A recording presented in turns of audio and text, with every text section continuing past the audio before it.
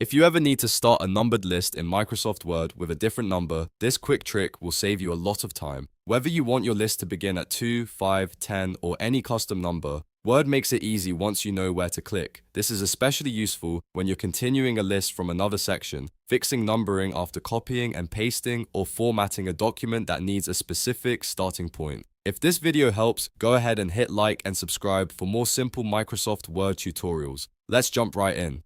First, open your document in Microsoft Word and find the numbered list you want to change. Move your cursor to the very first number in the list because the change has to begin from that starting item. Now right-click directly on that first number. A menu will appear with several numbering options. From that menu, look for Set Numbering Value. Click that option. This is the key step that tells Word that you want to manually change the starting number of the list instead of using the default sequence. Once you click it, a small dialog box will open.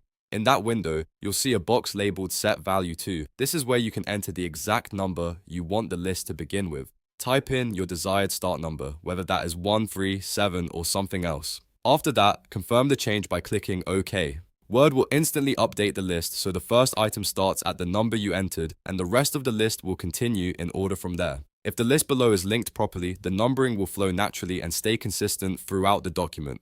This is a very simple feature, but it can make a big difference when you're editing reports, outlines, instructions, or any document that relies on clean formatting. And that's all there is to it. You've now learned how to start a list with a different number in Microsoft Word in just a few clicks. If this tutorial was helpful, make sure to like the video, subscribe to the channel, and turn on notifications so you don't miss the next Microsoft Word tip. Thanks for watching, and I'll see you in the next one.